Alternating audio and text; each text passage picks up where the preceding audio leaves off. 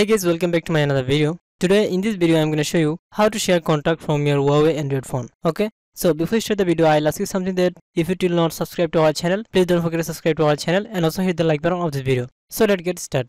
First of all, open your contact apps. Now from here below you will see three dot option. Just tap on it. Now here click on export/import option. Now from here you will find share contact option. After that, here below click on select all checkbox. Now you can see all of my contacts are selected, so click on the share.